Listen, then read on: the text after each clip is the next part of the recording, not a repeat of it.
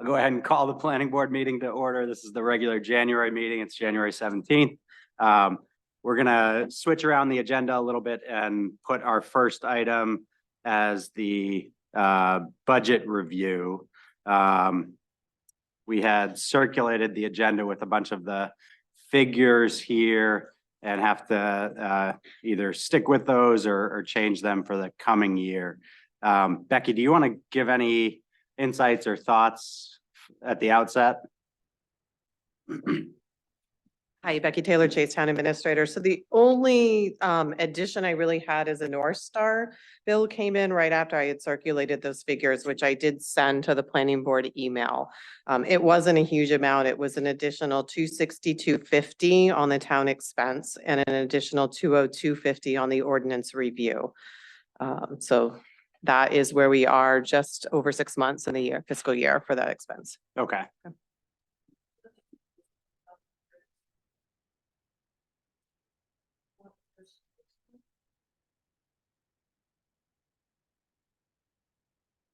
Yeah, just over 6 months. Fiscal year started July 1st. Correct. Correct.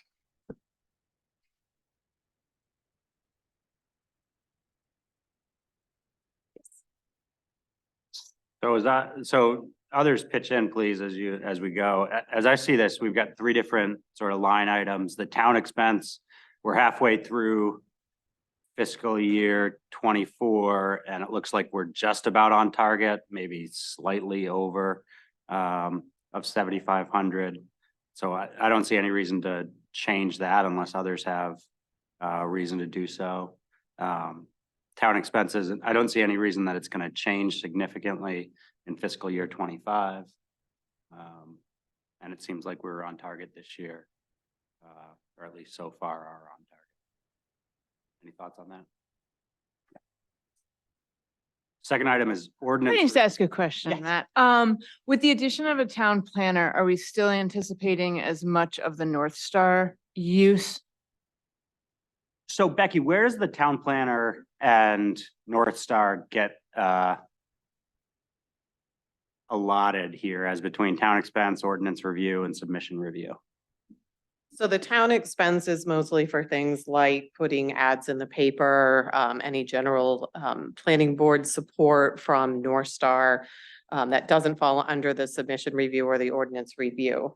Then, of course, the ordinance review is anything work that North Star is doing on the ordinance review, and then submission review is any submission applications that North Star is looking over. The town planner is a total separate line item. They are an actual employee of the town, so that falls under compensation. So most of the supplies or training or anything comes out of the general government budget. So it's two completely separate sort of entities in the budget.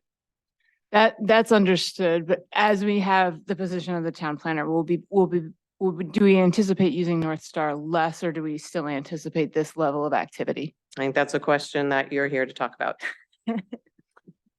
That's my question then. I'd invite John's input and Tom's input here as well. My thought is that there's going to be a sort of a transition phase, sort of how we had discussed it at the sort of initially when we were talking about having a town planner, that there's going to be a transition phase that I would envision taking place over the next 6 months or so. Okay. It's sort of started, but gradually North Star will play less and less of a role to the point that it may not play any role at all. And Tom will be sort of fully up to speed and have all the work that North Star has done, and will be taking on all of the load that North Star previously had taken on. Tom, John, do either of you want to address that or? Sure.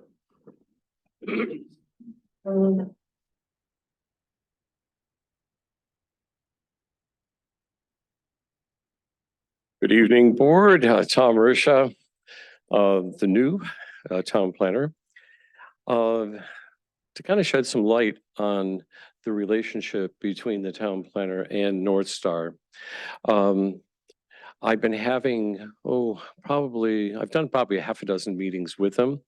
And so we're kind of collaborating on different things. One, process that has worked in the past, processes that have not worked in the past, primarily on the ordinance aspect.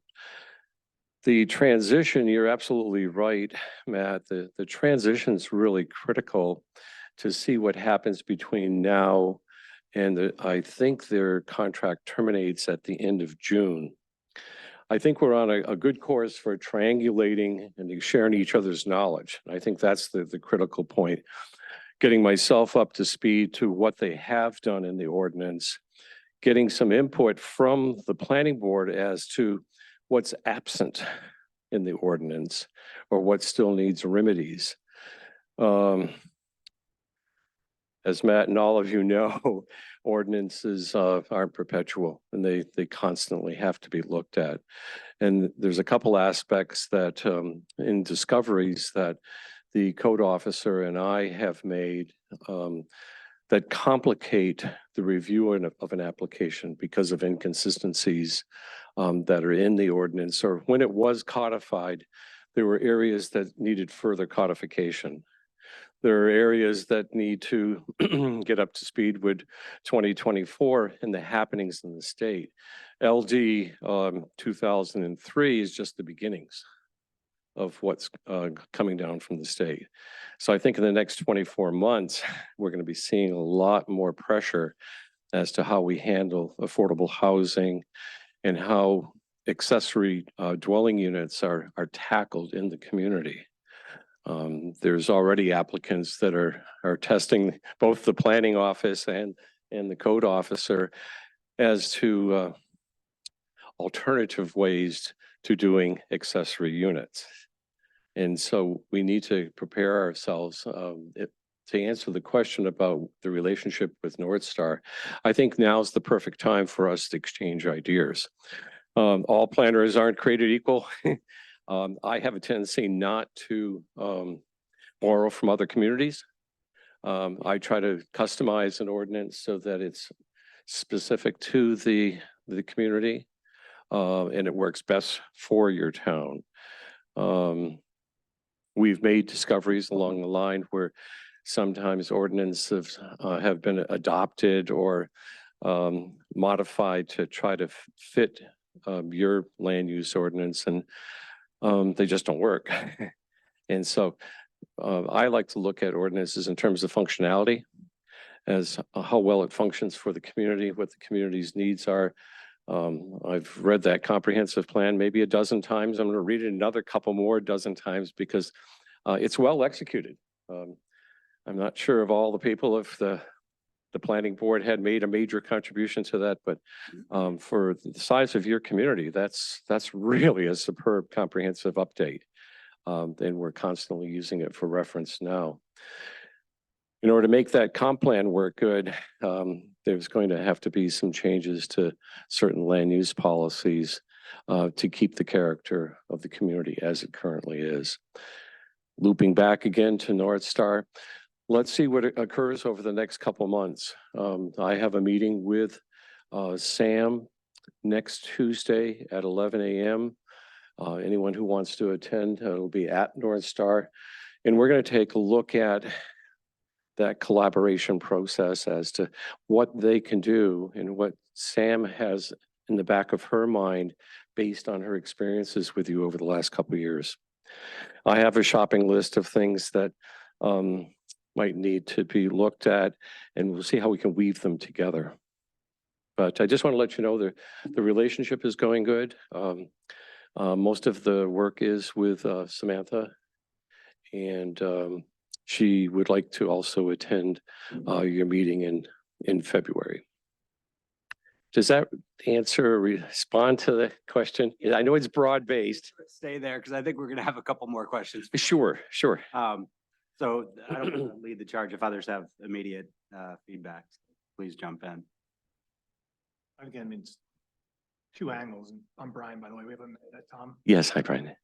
So that's ordinance review and submission review. I mean, do you see yourself tag teaming new submissions, or are you going to be the primary point of contact for new submissions? For new submissions, I'll be your point person. So I think on that one, that could potentially go to 0 for next year. I think that's right, or close to 0 at least. I think the I don't want this to sound self-complimenting, but the beauty of having an in-house planner is just that. is that that person is in-house. And so that when an applicant comes in or their respective consultants, that person's working with the consultants, such as the case with the forthcoming case for the proposed campground expansion. I'm collaborating with North Star to see what type of process they've used in the past. My initial reaction is that the site plan review ordinance needs a fair amount of work. The checklist needs to be amplified. I'm not sure if North Star has done any of that in the past, but again, we'll take the time and we'll collaborate. I'm a real strong advocate of site plan review. And by advocate, I mean a lot of details. Details make the plan. And so, does that answer the question? I think in-house, It's a transition, but we've got 6 months, so. yeah. For collaboration, but by June of next year, it's gonna transition to almost 100% to you, and potentially the same thing on the ordinance review side. Right, so I Yeah. think we've got this transition period, that's during fiscal year 24, right? And then we've got fiscal year 25, which is what we're talking about tonight. And it seems like probably likely that submission review is gonna be handled entirely by you, and so there's no budget item needed there, right? That's correct. Make sure we're not, like, should we allocate like $2,000 or something? Are there fees or expenses that we're not thinking of that would be outside of your salary, but Mhm. might be worth allocating for at least? Well, there may be, and this is something that that I'm hoping to talk with the select board real soon. Something that I see absent, and that's peer review. And so that type of allocation might be better staged towards peer review, particularly in the technicalities of certain scientific things that there's nobody on board with North Star or myself for, let's say, a specific hydrogeological analysis. Can I ask, is that something, so I think we got to the point as a board where we said, we want to be doing more and more relying on independent experts to sort of review plans, and then plans stopped coming in. So Yes. I think we're all on the same page on that front, but I think the way our ordinance is currently drafted, we're able to assign that cost to the applicant. So is this Absolutely. something that we really need to budget for? Well, again, I think that conversation, we need to start with the select board as to how peer review studies are handled, not just for planning, but for virtually everything that needs a real specialist. It's critically important, and I think we're coming to that point just in the short time that I've been here. The types of technicalities that have come in from different parts of the nation. We've had inquiries as far out as California, looking at your town. So, and some of them are highly technical, highly scientific. Myself, I'm a fairly diverse planner. You know, I've been trained in civil engineering. However, I'm not a PE, and so there are times where you do want to have a professional engineer look at something that's critical to the outcome. Let's say on stormwater analysis, where it gets into some pretty complicated formulas.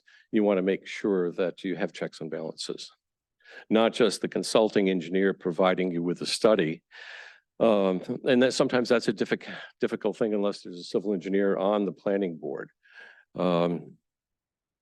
And Matt, I like your approach where the planning board is real hands-on in the review. I think where the planning function comes in handy is to kind of sieve out a lot of that important information in the beginning and also find any deficiencies in the application early, rather than have an applicant invest in an application, a design of a plan, to find out that the planning board says, this is not permitted by ordinance. Matt, if I may, I think just to focus on the budget, because I think I like this idea that we are maybe able to pare these down. However, I also don't want to put ourselves in a situation where we're pinched. So I'm wondering if we can think of 2025 as, yes, a transition year, but also get a sense of, one, what activity we're seeing in Pownell, and two, what additional resources any application might have. So can we find a, maybe a middle ground here between these high numbers that we haven't even touched? Yeah, and put some of that back into other places in the town, but not also, yeah. I was pretty surprised, given the intensive ordinance review for the conservation subdivision ordinance, how little we spent. So to me, I think we can bring that down during the transition period. I completely agree that we need peer review, PE or storm, a PE in particular. But again, the applicant is going to be paying for that. Yeah. So I don't think we have to have it in our planning board budget. Typically how that works, just so that everybody's familiar. This part of my pitch to the select board, whenever the opportunity arises, is that the town acts as a pass-through. So all the billables don't go directly to the peer review people, because it'd be like sending the fox to the chicken house. It's the way it's typically done is it's triangulated. A request for a review is done by an independent consultant chosen by the community. The bill is sent to the community. It's then totally reimbursable back. So the town never spends any money on the peer review, but there is a process that has to be followed for doing the peer review. John, it looked like you had a comment or a question.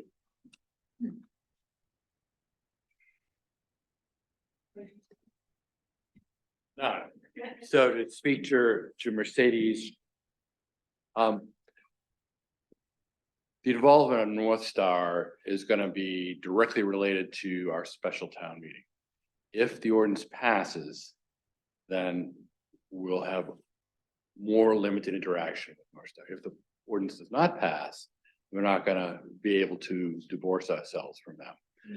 There's a couple of things coming down that we're going to need more than Tom. I know it's hard to believe that we could need more than Tom, but this Bradbury Mountain campground is very complicated and has some really potentially bad negative impacts in the town that we're going to need all hands on deck on this one. So select board is really, the ideal would be great to end our relationship with North Star, but we're not going to cut off our nose to spite our face. So we're going to probably add something to whatever your recommendation is, so that the budget committee can look at it. But I think we're going to need as much help as we can for the first half next year. And that might include extending North Star's contract. for Okay. another year. That's helpful. Just let you know. And is your view that would just, because we've got to sort of think about this in terms of line items, is your view that would fall under ordinance review? Because we've got to be thinking about, okay, Yeah, I think so, because I think that the outcome of the conservation ordinance and the sort of the practicality of major RV campground coming to town. Jousting with the state.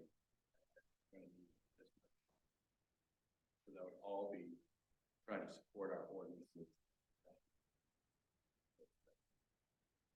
And John, is that contract in these three line items, or is that an additional item in the town budget?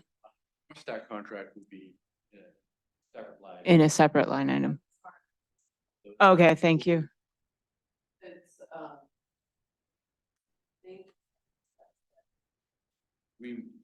We'll talk amongst the board. I don't want to speak for, but sometimes it's better just to pull it out. Have a separate warrant, just so we can explain. I'm not sure I followed that. I'm sorry. So so I think the general understanding is that we hired a town planner to end our relationship with North Star. That's sort of, if we went to the man and woman on the street, That's what they would say. I think that the select board may want to continue a relationship with North Star. Would not want to hide it in the planning board budget and then come to town meeting. I see. People would say, so what's this? Be far more transparent if we, pulled it out as a standalone and said, listen, we want to err on the side of caution, continue this relationship. Not gonna burden the town or the planning board with that expense in their budget. Like where is going. I just want everyone to know what's going on. I don't want people to think that we're hiding something. So I want to be careful about talking about a project that might come before us, so I don't mean to ask about the substance of it, but the campground piece, I haven't followed the select board minutes recently. I just don't know. I don't want to prejudice the planning board. I'm just suggesting. No, I just wanted to know generally, what is it? Is it going to fall before us for site plan review and? On your agenda at the end. Oh, okay. So that you'll. That's right. Move forward, but Tom can speak to it. He's met with that. I've been meeting state, Augusta. It's a fairly substantial change of use. Okay. So I hope that. All right. Thank you. Thank you, that was extremely helpful. Becky? So, Just to clarify a little bit about the contract, North Star is a pay-as-you-go. So we sign a one-year contract for what their rates are, and then as we use them, it comes out of those three lines. So they don't have like, we sign a $10,000 line item just to contract with them, and then there's hourlies. They just charge us for the work they do. The second clarification in response just to how much money, or how little money was spent on the conservation subdivision rewrite, just remember that work started in the previous fiscal year. So a bulk of that expense really happened in last fiscal year. So what you're seeing, because you started working on this in January of last year, which was the previous fiscal year. So this is just from July 1 when you were more in final draft. So it was a little bit less of the initial drafting, which was more time on North Star in the previous fiscal years. Just wanted to clarify that on the money. so if I understand it, that, then we would have a line item for North Star in the town warrant. And so the town expense ordinance review and submission review would not have any of North Star's. We still have to decide what we think. Absolutely. Yes, And that okay. would be in conjunction with Tom and just think of North Star as consultant that select board perhaps.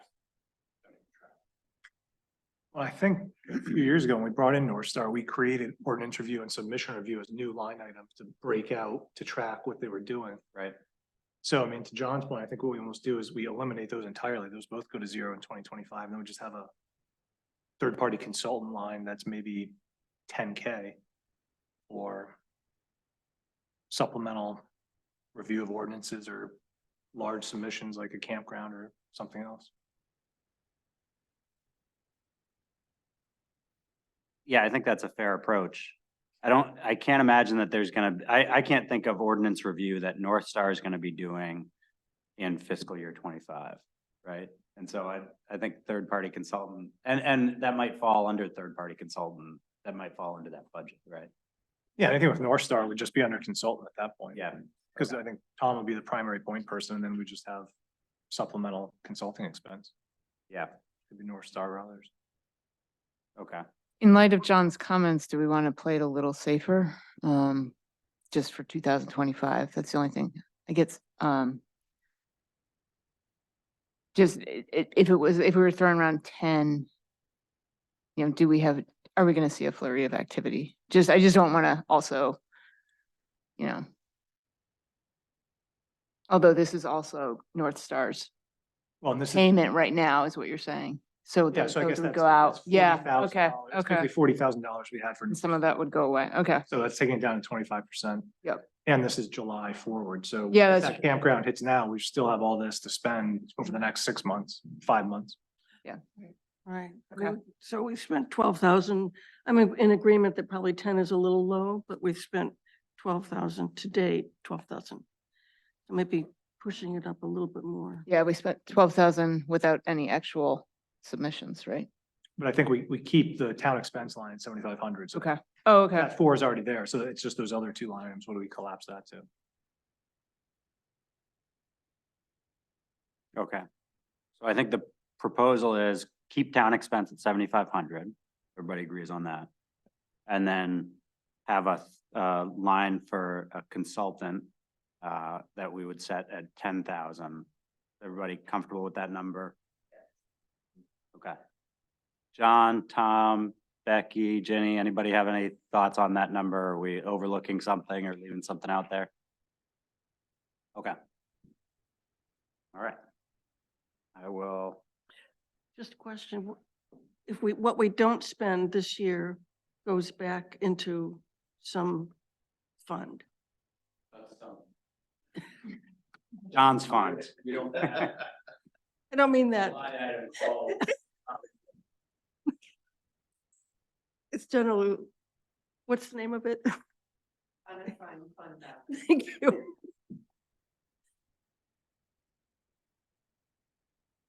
Okay, Becky, do you need me to send those over by email, those figures, or do you have them down and?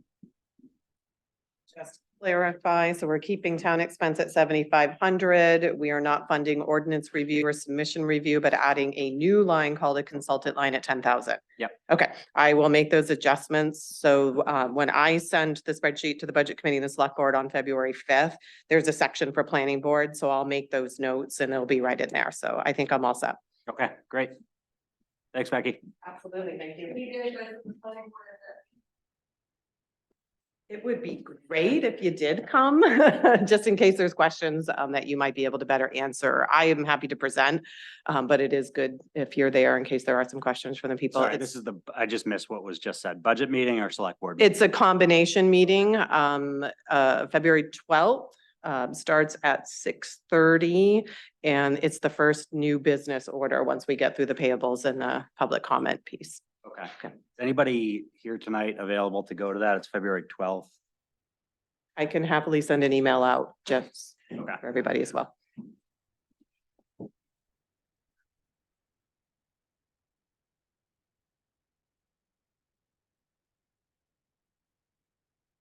Okay.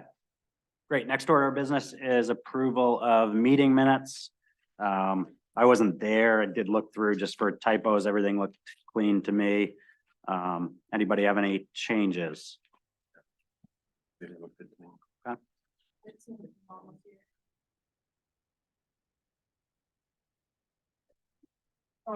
No worries.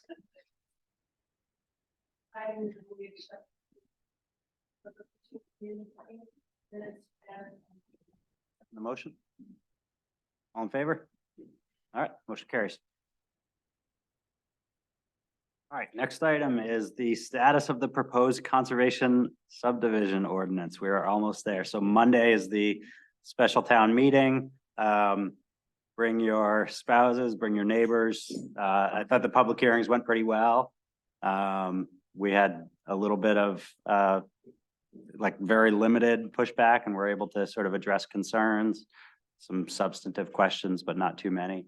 So I think we're in good shape. I do think it's important to invite folks, let them know what the substance of it is and see if we can get enough people here. I would be surprised if we didn't have at least a couple of people who were opposed to it.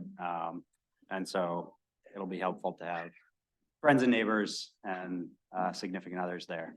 Any other thoughts on? So I believe it's 6 p.m. I haven't confirmed that. Let me log on. Becky, you might know off the top of your head. Do you know when what time the special town meeting is on Monday? So Monday is a complex night. We have an executive session at 5, an executive session at 6, the regular select board meeting at 6:30, trying to keep the agenda to a minimum. Special town meeting starting at 7. Okay. That is the plan. The special town meeting is here and we are gonna try to record it, just so we have it up and available for people. All right, any other comments, thoughts, questions about Monday evening?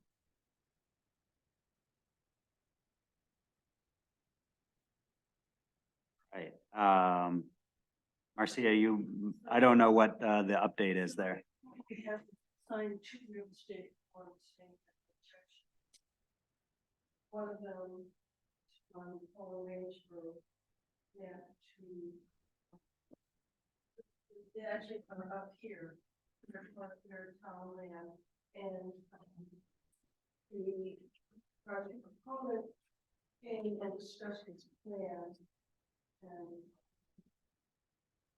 that's why he was interested in building a small mobile home park. Yeah.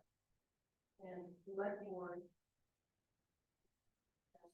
That's the property and he built 9 mobile home lots.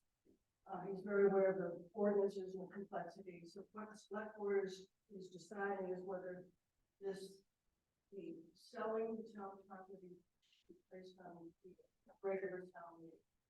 So that's all that's being decided, but there were quite a few people in the audience who were not in favor of the whole idea of the mobile home. And maybe. So that's, I just wanted to say we're in this process. Yeah, I think especially given what the conservation committee is trying to do with putting conservation easements on that town-owned property to create more public access and in perpetuity. That's the other. Yeah, I know it is the other property, but I think their idea is to kind of expand that to other lots potentially, so a little counter to that.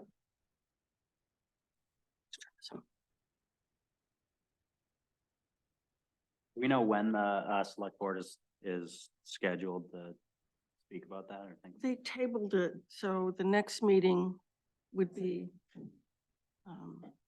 It's on for Monday night. Oh, it's on for Monday night. Mhm. Okay. Yep. So this is another property that they're talking about doing the same thing that we haven't filled out a form for, is that correct? We filled out a We form. filled out for this property. Yeah, we filled out 2 forms, and the one form for the one property, which I have here, the Conservation Commission is, as Brian explained, eager to put that under easement with Royal River Conservation Trust. This is the second property, which is, Same developer or someone different? yeah, Shane Brady, is that his name? Yeah.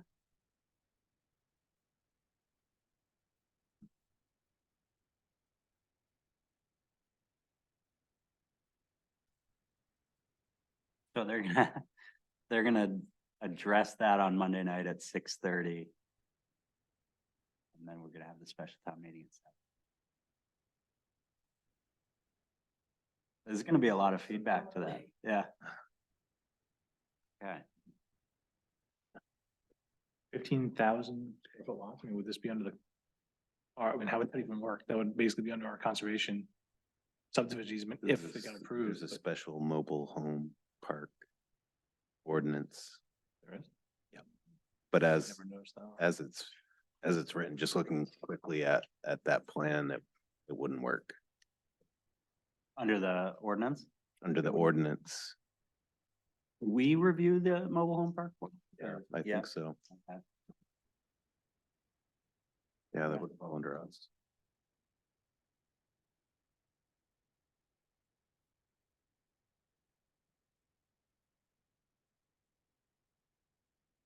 All right, what's that? FEMA, floodplain. We have a floodplain ordinance that was adopted in 1990.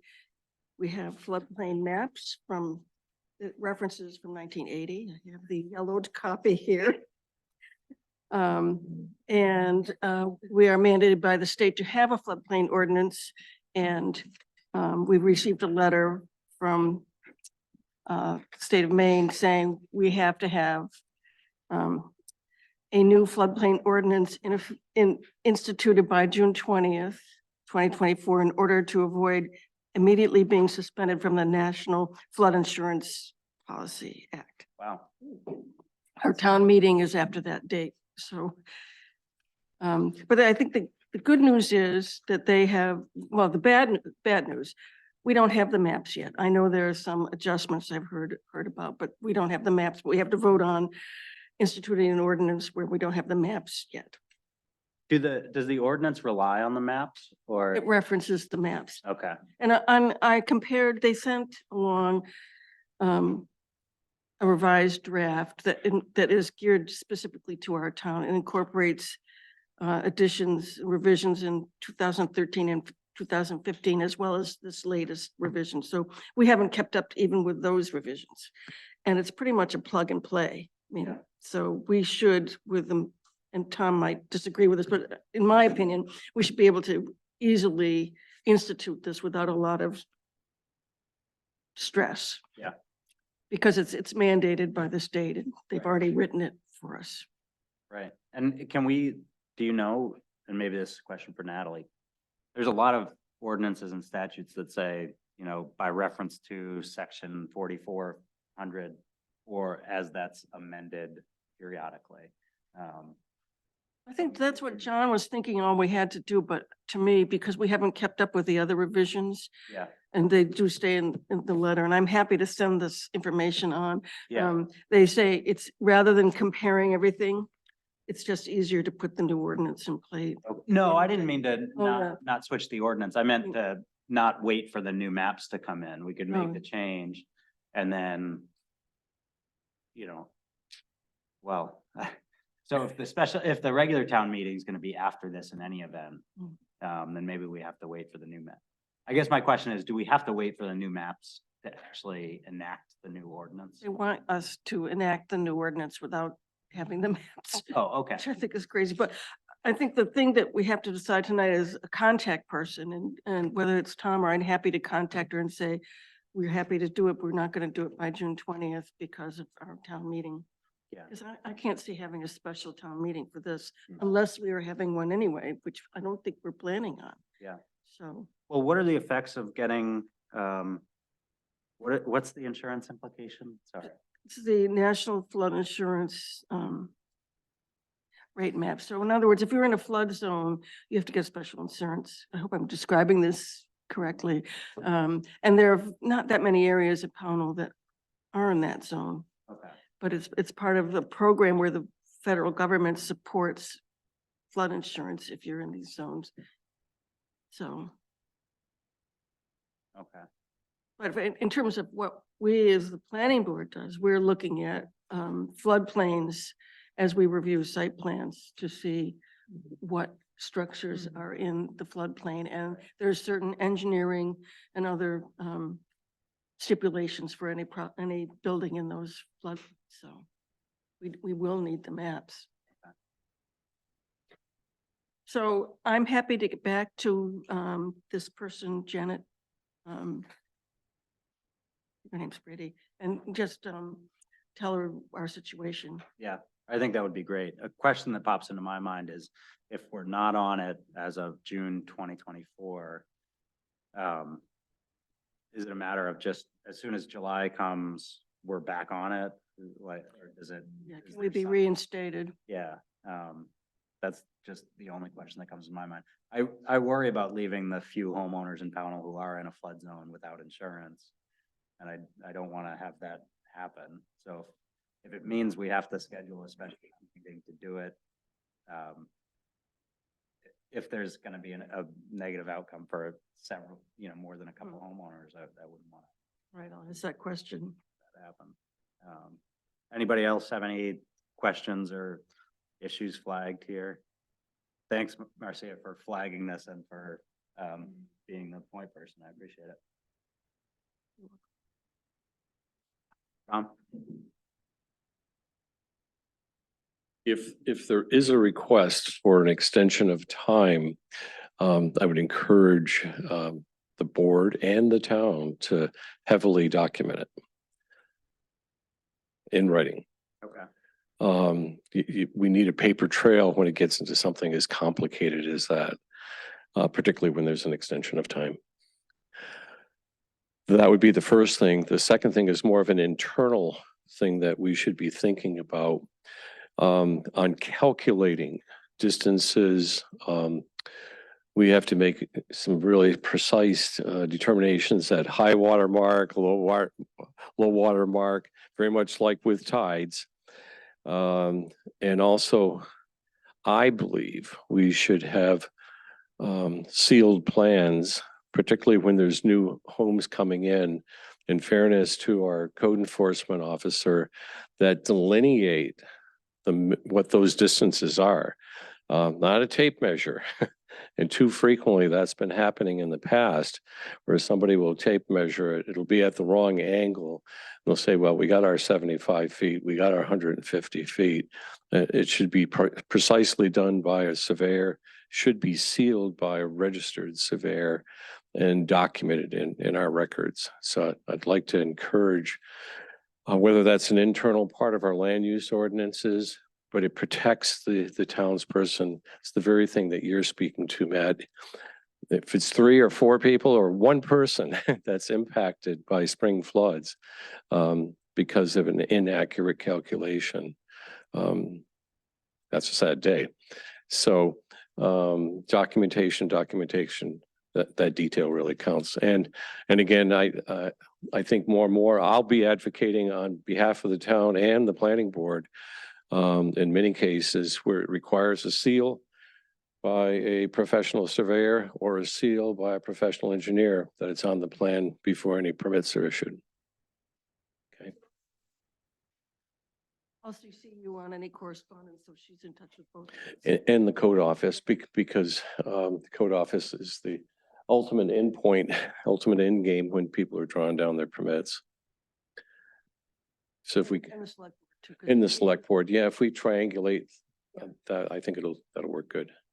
So, Tom, while you're there, Yes. what, do you tend to agree with Marcia that I'm struggling with words tonight, sorry. Review process for this ordinance would be pretty straightforward, that we would adopt basically something that the state has prepared and not many changes to it. The narrative in the ordinance is really straightforward. It sometimes gives the appearance of being complicated. It's not. With the updated maps, with the updated narrative, again, it goes back to the accuracy of the plans when they come in. So you can have a good law, but if you don't have it, a good plan, you see where I'm going with that. Right, and are there changes that would need to take place to the sort of cookie cutter state ordinance to address the sealed plans? I mean, we've never had a plan, I think, come before us that wasn't sealed. I think that's a requirement for most of our subdivision and site plan review ordinances. But I guess that, it sounds like there's a problem in the town generally with. There's a growing problem, and I'm only as a witness to sometimes a developer will come in and tape measure it out without actually a surveyed plan. Yeah. So then there are those cases that you never see where they just go straight to the code officer. So I'm sorry, Jenny, I'm speaking on your behalf. Do you want to say any other details to that? Coming up, I just want to mention, there's going to be digital plans, so that's going to be huge from, dealing with this paper map from a century. It's kind of beautiful. It is. Jennifer Getting for code enforcement. So basically what happens is the developer comes in, it's not done correctly or completely, and I have to keep sending it back. And especially when folks want to rush it through, and then it's just, I don't have anything to basically say, this is what I need. Where does it state that? And I run into that a lot with our ordinances. Where does it actually state where I can have some kind of concrete, where things are mentioned in several different places, but they don't come together. So, yeah. Thank you. Yep. All right, so to my mind, this should be sort of priority number 1 in terms of ordinance review. So Tom, can I delegate to you to sort of start the process of reviewing the state ordinance, seeing how it might need to be adapted to fit with Pownell? I'm from what I hear tonight, it sounds like it's pretty simple and not too much of a process. That's not simple, but if you like detail, it's just follow the details. Okay. It's just like doing a jigsaw puzzle. What I may do also is collaborate with North Star to see if they've run into any other dilemmas in any of the other communities they're working with. And I didn't say earlier, but I wanted to reinforce what the board and the select board has advocated. I think we work very well together, and sometimes it's always good to have that extra set of minds there looking at the ordinance.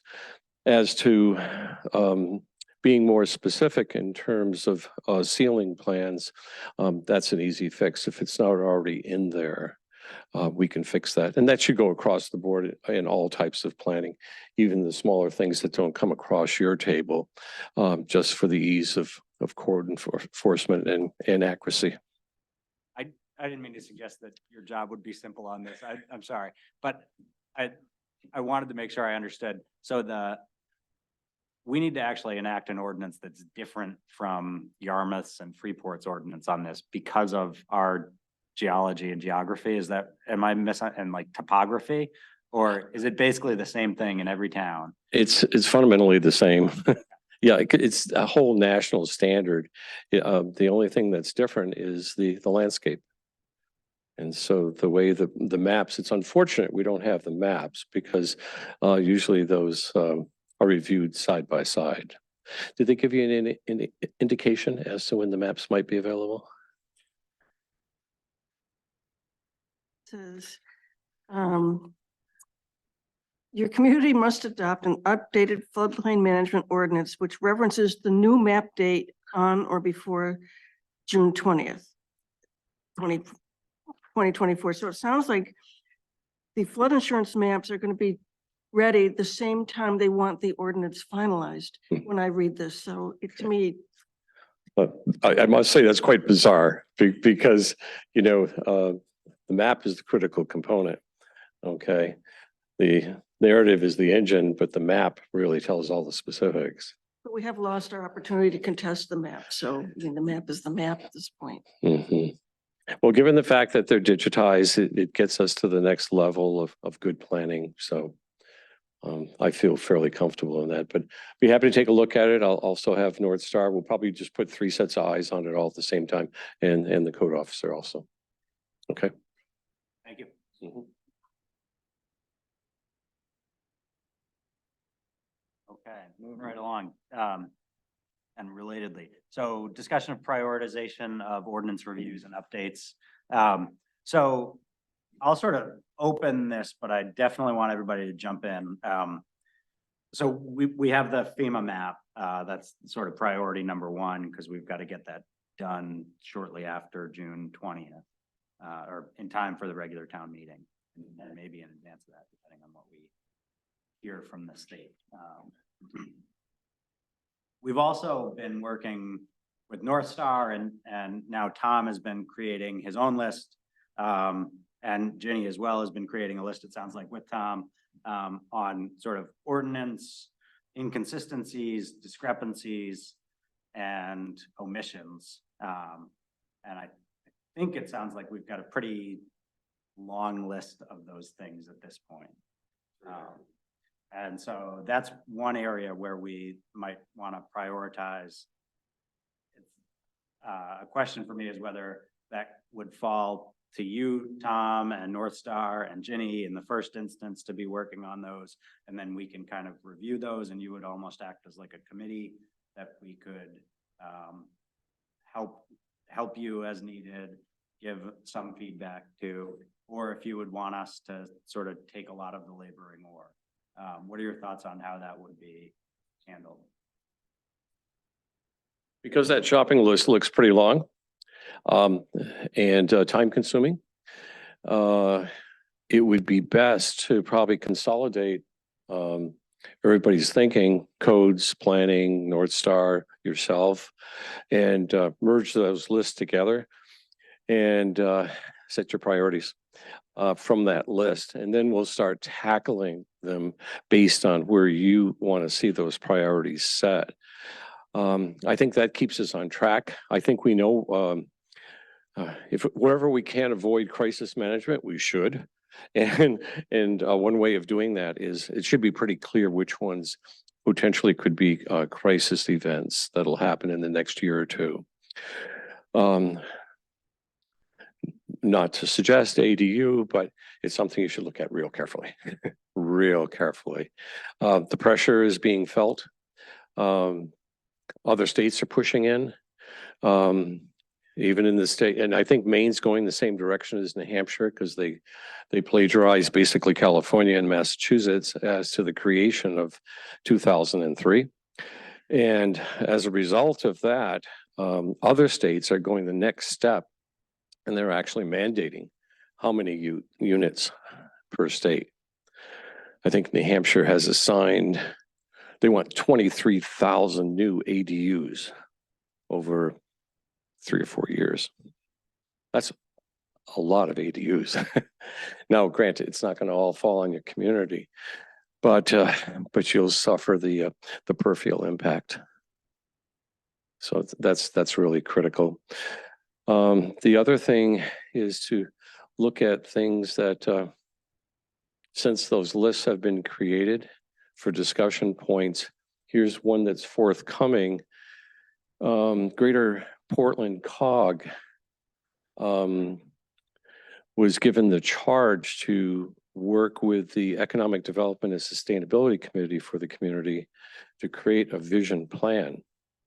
That vision plan's in its 4th draft will be reviewed again by that committee on February 7th with COG.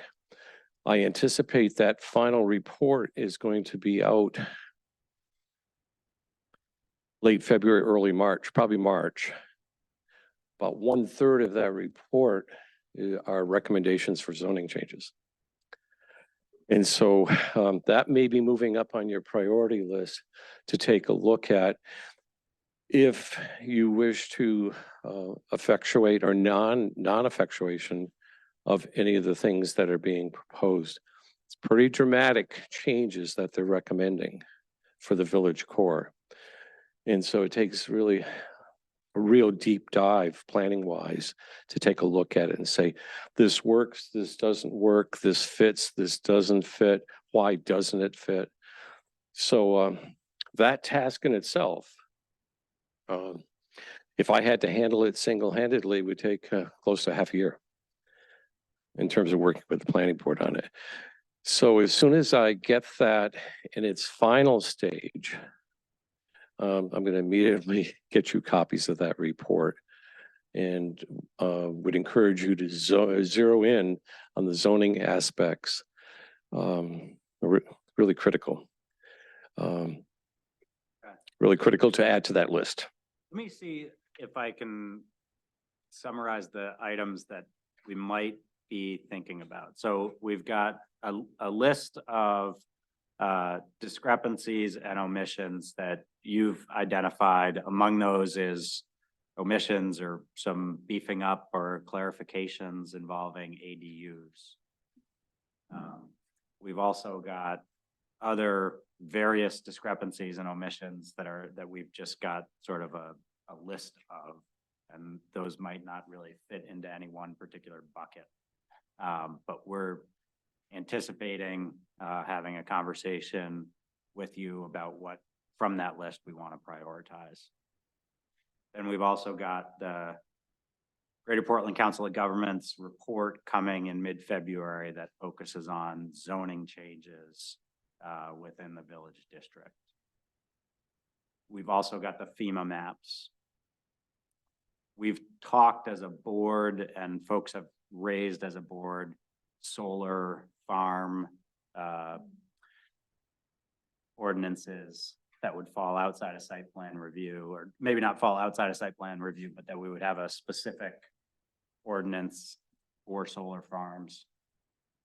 We've also got, I'm leaving one out that, oh, Airbnb, okay.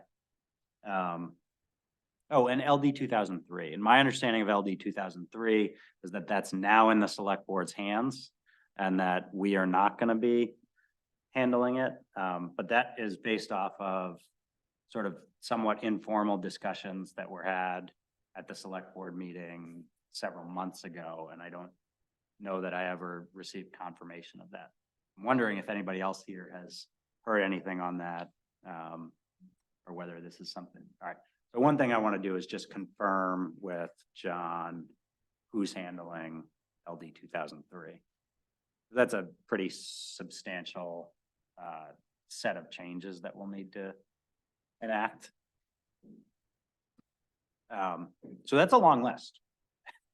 If I'm being that, not to belabor LD 2003, but you haven't seen the end of it yet. There's more conversation going on in Augusta. There's more groups identifying communities that have or do not have precise language as to how they're going to handle it. Sometimes the absence of language can get you in more trouble than not having a specific way of handling ADUs. Such is the case with mobile home parks in the community. We have 2 designated areas for mobile home parks. We have a mobile home development ordinance. We need to somehow, this is looking at it from a planning perspective, we need to be able to figure out how we can fulfill LD 2003 without having mega developments to do so. Otherwise, what will happen is it'll become very fragmented, and you won't notice it until a decade down the road that you see a lot more ADUs that have popped up, that have mushroomed, because it's pretty hard to identify until you've seen the cumulative impact. So I think this is where all of us as planners, we try to get creative.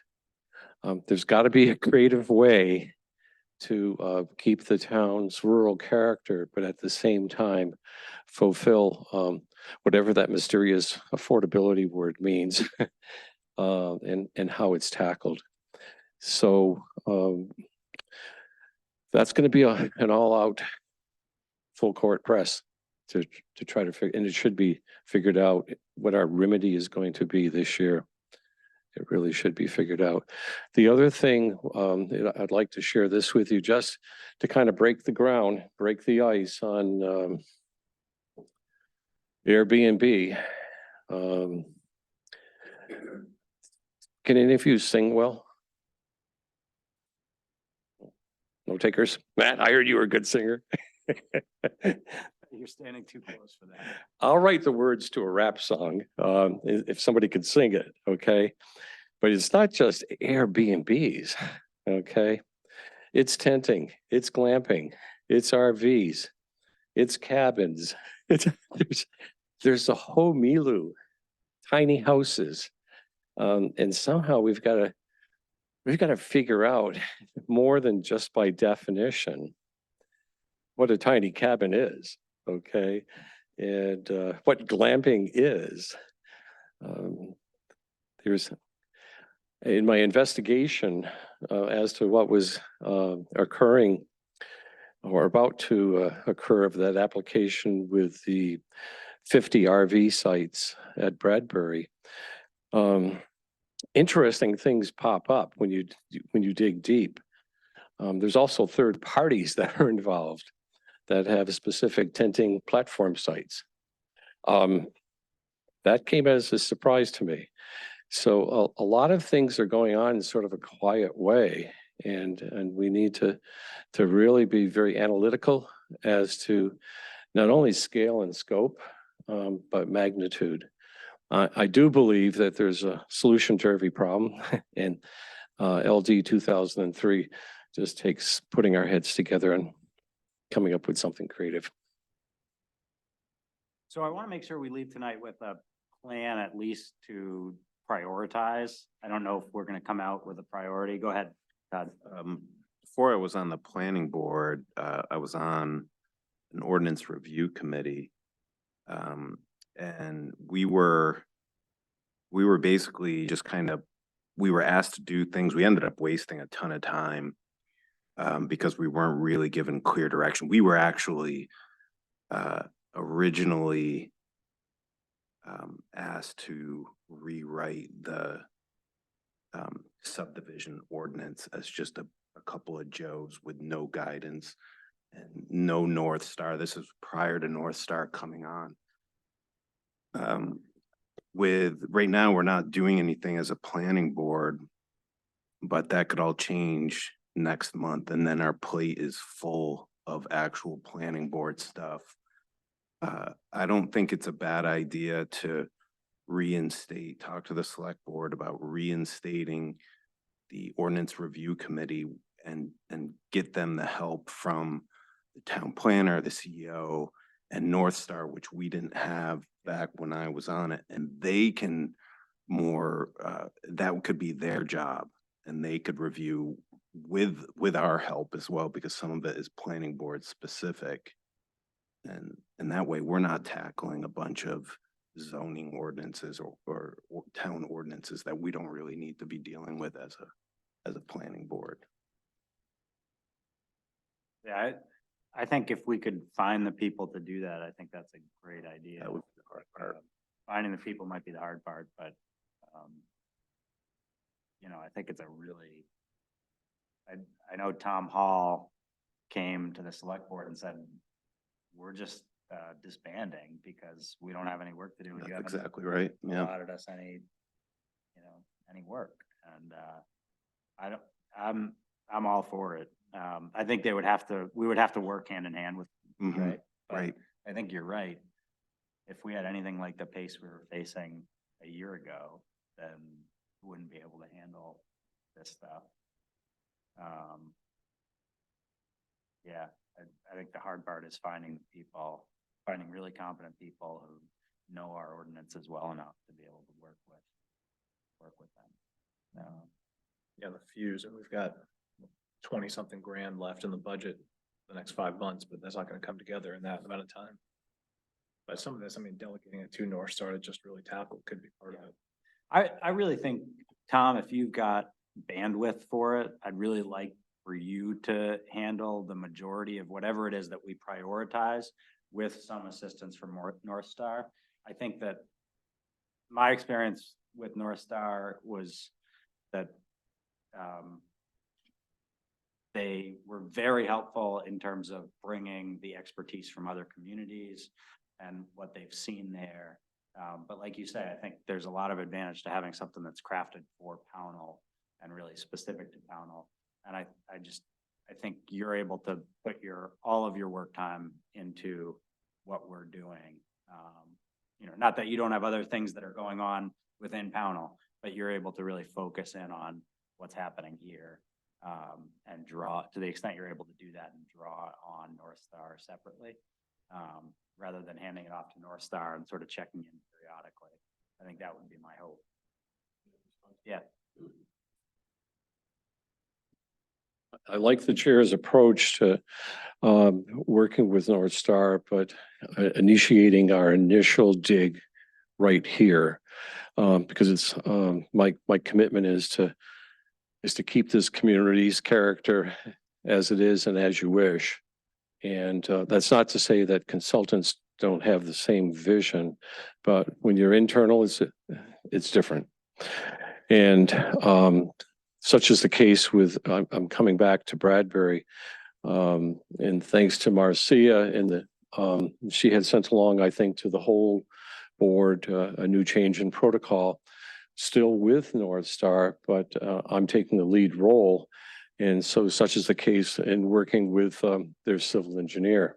It's direct interface with that civil engineer, and North Star becomes the sounding board. And then as the planning board progresses in the review of that, it'll be a checks and balances with North Star. So I think that's going to work out real fine, real fine. On the point in terms of what I call a stretch, as you know, I'm not here on a full-time basis. I'm a part-time planner, if you will, trying to stretch as much as I possibly can, at the same time be pivotal. And there are pivotal moments that I envision coming up. If there's a certain release of grant funds for a specific project, let's say hypothetically water infrastructure, I'm going to pivot to that and everything else will sit for a bit until I can help put together a grant application if there's grant monies available, state side, federal side. Right now, everything's pretty much frozen down in DC, so any type of congressional directed funds are pretty much frozen until certain things happen down there. Conversely, in Augusta, we're keeping our eyes open on some smaller grants that might be beneficial to the community.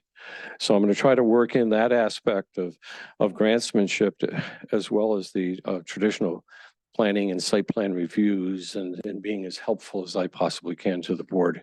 So I'll be looking for direction from you all too. If you see things that need special attention, raise the flag and I'll do my very best to get on top of it. Okay. I don't think it would be crazy to leave tonight with a subset of priorities that we can delegate to Tom with the assistance of North Star. So I think number one is FEMA, and that's pretty obvious, right? Sounds like we've got a couple of options for number two. One is sort of the checklist, which I think we would have to sort of review and probably prioritize from next at the February meeting, right? Another option is to just focus in, and this may be within that list already, is just to focus in on ADUs, which it sounds to me, Tom, like you're saying, we want to be focusing our energy on avoiding a crisis. And ADUs one where there's a real potential for a crisis.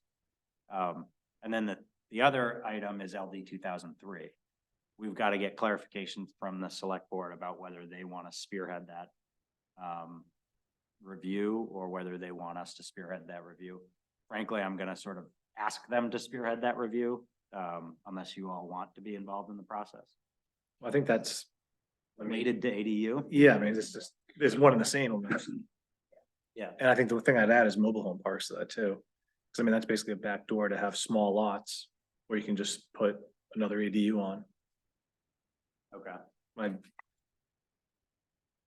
Go back. I see there's sort of two initiatives. One is what's happening in the village district, but we don't have the information yet to really even prioritize what they're thinking about. And the other is what's happening in the rest of Pownell, which is LD 2003, plus some of what Ginny is dealing with needing more specificity in our ordinances. So there's sort of two ways we need to be heading. And I think I also would like to have some priorities leaving here so we know at least what we think we're going to be working on. Right. And I agree that even though maybe we don't know the full scope of LD 2003, I think that's got to be right up there, whether it's just ADUs or something broader than that.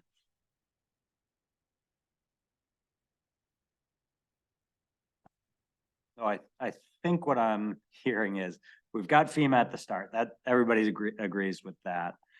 Then we've got to clarify with the select board whether they're handling LD 2003 or not.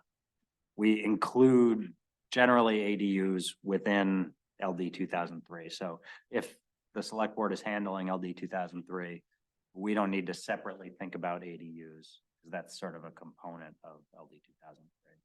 And then we've got to choose what to prioritize outside of the FEMA maps, which is probably not going to have a lot of involvement from the planning board. I would propose that we review at the February meeting your current running list of items and really get a lot of input from you and from you, Ginny, about what you think we ought to be prioritizing, because those are items that I think are probably crisis aversion items. My thought on the GP cog proposal is, and that's the proposal about zoning changes within the village, is that those are going to be bigger discussions that probably need to happen after a pretty lengthy conversation with the select board, and probably are going to happen in the 2-year to longer time frame rather than the next year time frame. And so I think we can kind of table that, not to suggest that we don't immediately read the report and sort of begin to think about it, but I think we can be safe in sort of tabling that. It's certainly not crisis aversion stuff. And I also think solar farms, as we've kind of talked about, those are there's less sort of heat in that, there's less movement towards development there, and so we have a little bit of leeway. And there's a question about whether we want to sort of prioritize mobile home parks. That might be an item on the list that we talk about in February. Does that approach sound okay to everybody? So I think what I come out of that with a lot of words is, in February, we would take the list that Tom and Ginny and North Star have prepared, get some insight from them about what we should be prioritizing, and make a decision then about what items we want to focus in on. Does that work? That sounds good. Okay. Possible if we could have a list the week before that I could include in the agenda so that we had time to cogitate. Your February meeting is February 17th? Is that it?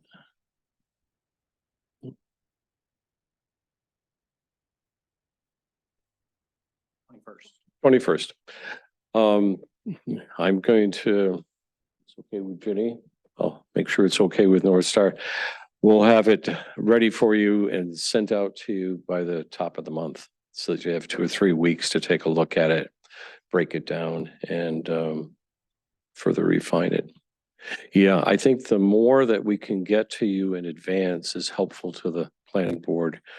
So it makes your time more valuable at the table. If you can have as much of that research done in advance. So that's going to be my goal to try to have things in advance too. As we, again, come back into Bradbury, if we see some critical issues that need addressed, I think there's going to be some potential issues at the select board level also.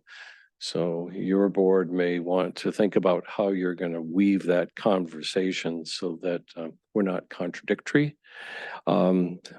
Our role is more technical. Mine's technical. I'm going to show you everything that's right and wrong about it and where we need peer review, if we need peer review, because the scope of it is fairly large.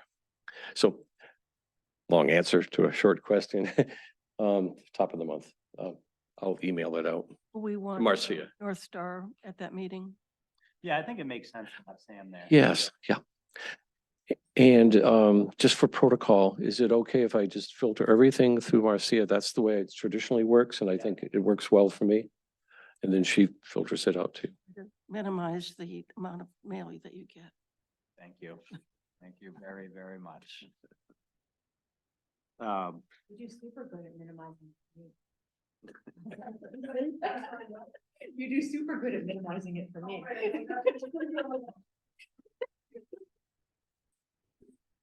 I'd much rather be left off than. Yeah. Also, thank you, Marcia, for preparing this procedure, the revised procedures, which I think we're going through next. So, I took a look through this. I don't see any changes that I would want. I think it looks very good and clear to the applicants.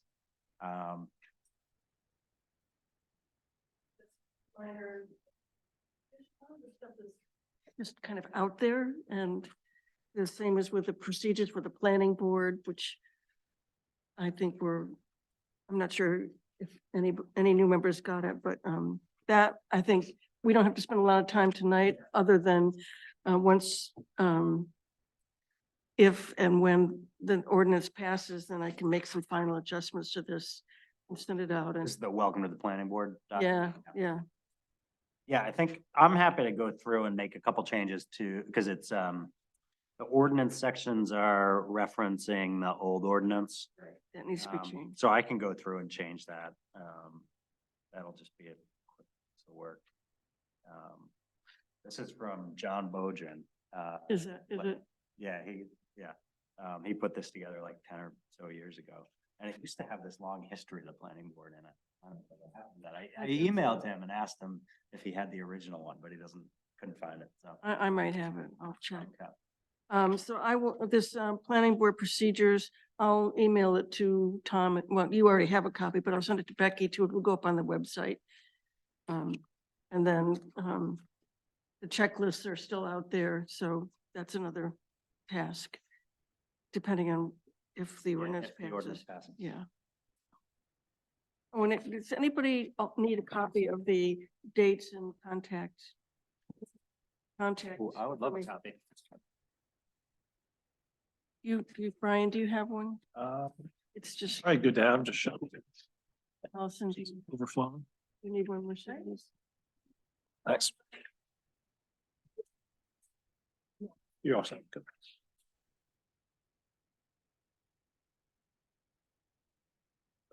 Here are the dates too. Is it? Yeah, that's, that, yeah. Another. Yeah.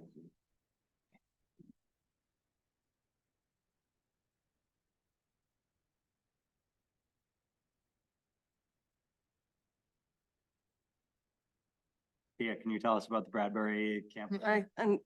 Before other business, I got a survey from GP called the Vision Survey Action Plan, which has to do with Pownell's one of a number of communities that they're pinpointing for vehicular accidents and areas of concern. I took the survey myself just to see what it was like. And then, this person whose name is Tegan, from GP plan will outline effective transportation safety measures and serve as a blueprint for how to get to zero traffic fatalities and serious injuries. So he sent it to me and he's wanting to disseminate it. I'm thinking the best thing to do would be to probably have Becky post it on our website, and also in the next newsletter, just talk about how play up the survey. Yeah. Because I think there's a part of it where you're talking about how safe you feel in however you commute, but then there's also a place where you can pinpoint areas of high accidents or potential accidents. In other words, you can witness, and we know where they are. And we could include those. I think that's more data for them, so. So that's that. And then, I don't know, Tom, do you want to talk about, you know more about Bradbury than I do. They've met with you, correct? Can I just give my like cautionary piece here for a second, which is that we have a limitation on how much we can talk about the substance of an item beforehand. And so I'm not suggesting we don't talk about it and understand what's coming, but we don't want to be anyone to think that we're deliberating about a plan that might be coming. So it's perfectly fine to say, here's what's coming, perfectly fine to say, here are the ordinances and statutes that might apply, here are the folks involved, but I just want to make sure we don't sort of jump into a conversation. Thanks, Tom. To avoid any appearance of deliberation on the campground proposal. Just want to report to the board, as you noticed in my email, that it's the progress has started. I've met with the state's designated civil engineer and engineering group. Everything has been going in a very positive fashion, and particularly in terms of request of information that isn't shown on the conceptual plan. I'm an advocate of being able to see the big picture, not just the site. And so certain things have been, additional things have been requested so that hopefully at your February 21st meeting, we'll have the civil engineering group here. And that's basically to acquaint the board with all the nuances of the proposal. So we'll save for another evening, the scope and magnitude. It is on the easterly side. Okay, it's not. Where the current campground is? Yes. It is important to know that the ultimate proposal will mean a predominant revegetation of the existing area, and the new proposal to be upland of that current existing camping area. And lastly, that its intentions are as recreational vehicle camping versus tent camping. But if there's more details that you need, I think probably the correct way would be to conceptually look at all the details that are presented by the engineer. She's a very talented PE, and I have a feeling she'll be able to address the bulk of your questions. I think it's important to share with you that it'll take several months to review this. I think my forecast would be that at the planning board level, you'll be spending at least 3 to 4 months.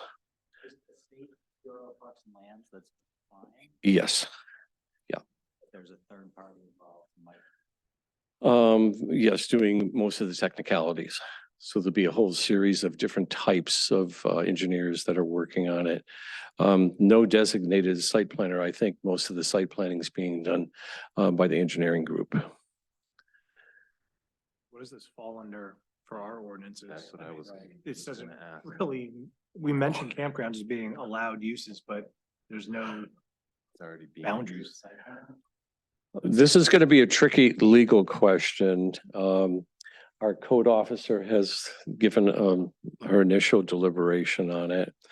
Is this a whole new campground or is this something else? So Jenny, did you have anything to share on that? So.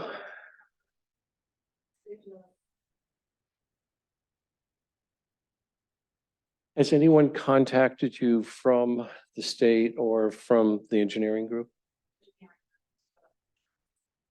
Okay.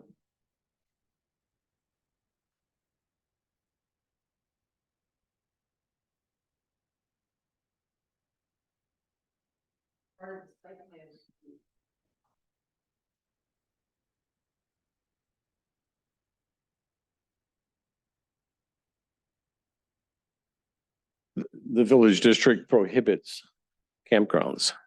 So I would suggest to the planning board that there be a delineation of where those two zones fall and how does it impact when the plan comes in. This might be a good question for the civil engineer. And I'll ask her to delineate that zoning demarcation so that it makes it easier for the board when you're looking at it. Because if that's the case and campgrounds aren't allowed in one of the two zones, that should have a remedy before the planning board proceeds to any extent. exception.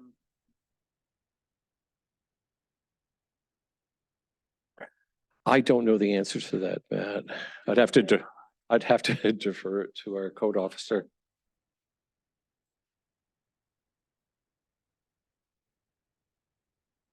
Do they have any special dispensation because of state-owned land? In theory. In theory, They could take eminent domain or something along those lines. yes, in practicality, they could. Well, they could take eminent domain, but that doesn't mean they get to violate our ordinances. Or do they, or that's right. Can they just do what they want if it's? I assume they already own the property, so Yeah. they can't take it because they already own it. Right. I don't think they can. Yeah, The but they question, the supersede. first question is like, do they get to say what they want to do regardless of municipal This ordinance? is a question I've been Yes. Yeah. I think that's the key. Yeah. So to kind of cue into some important questions, one would be, you have two different zoning boundaries.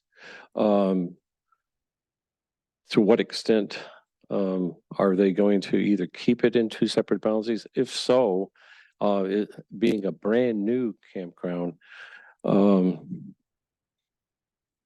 is it going to be reviewed?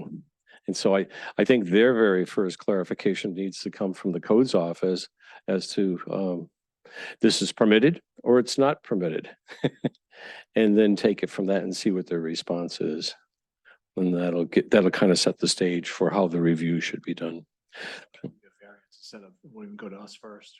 Yeah, it'd have to, if the determination is made that it has to go to the zoning board of appeals, then that has to happen obviously before you initiate the review. So those are, I think, points of clarification and clarity that should happen up front. So now that we've surfaced those, maybe that might give some insight as to how you might want to handle it. All right, so we have all got to familiarize ourselves with the various ordinances that might be at play.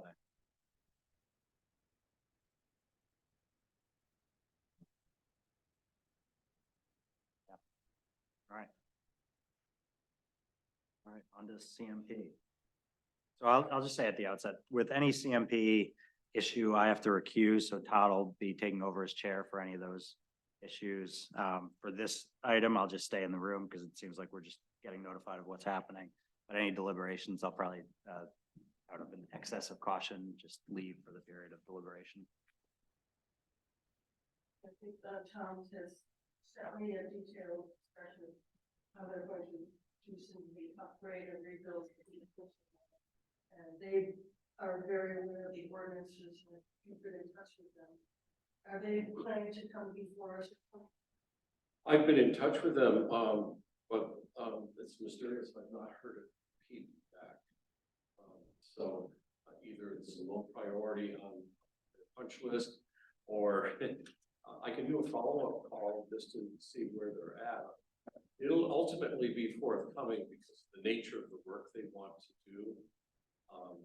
But I'm not sure there's going to be enough time to get it on the February agenda, not having seen any plans yet. Yeah. Just for clarification, here in the whole board, my posture on site plan review, it doesn't come to the planning board until we have details and plans. You can set aside the procedure and protocols, but we really need to have some really definitive plans. And so until I receive those, and also have a code officer take a look at it, make sure there's no code violations, which I don't think there are. It's fairly technical, but there are changes that are forthcoming. I'll follow up next week with a phone call just to see, but I wouldn't expect that it's going to be on the February.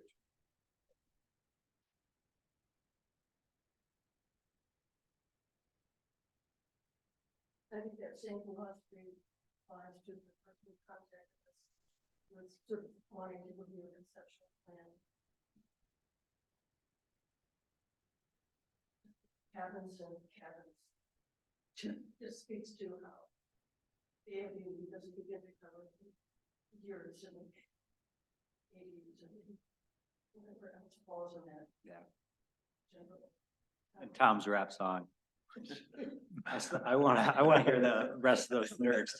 Wait, make a great song, and this poor guy are gonna patent it. It's gonna be a great song.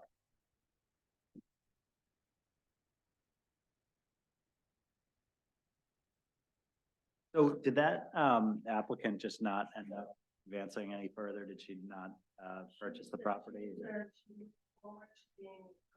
with powers and coming forward with. Oh, so she is going to purchase the property. Okay. That's what she said. Have you thought pending? Pending contract. Pending contract.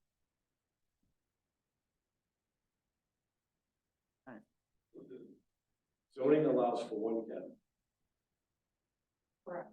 period. That's Does it have the, to, is it tender? don't have those details. But for the ordinance for ADU, one, I think the proposal for 5%. I'm looking at the Airbnbs in town.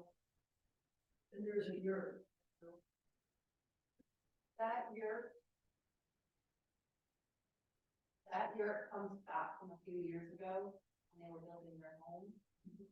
And so it is somewhere in the permits that states that, you know, it kind of got in there.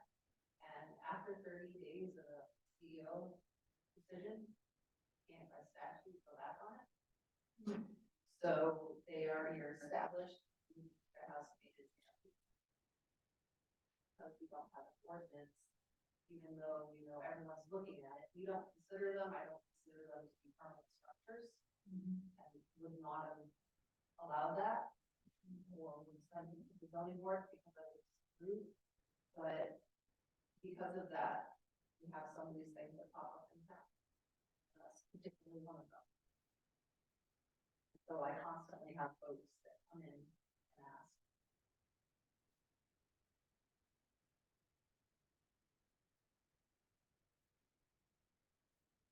Gotta be fun. Solar farms have also already been. Oh, really? Probably way before Tom came, probably like in the early. You know, a couple of people ask you questions about it. Didn't go any further. Well, I was sort of under the impression, clearly it's not right, or at least not exactly right, that there was much less interest in developing small scale solar farms. Not zero interest. No. Yeah, it depends where rates are. When rates come down, that'll pick back up. Was it at that site, any interest in the site where the NBD solar was scheduled to go? And it might have been all about that. I'm free.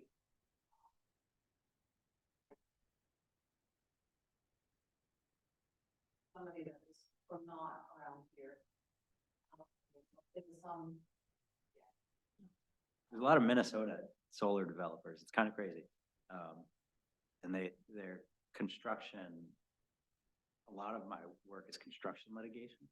And there's like dozens of cases in Maine where the construction just ends halfway through because these developers leave to go on a project, they're underfunded. So it's having an ordinance that addresses some of those issues is a really good idea. Towns get screwed if there's not a performance guarantee. So normally I think that it's just like an administrative piece, but if we want to have a surety or something.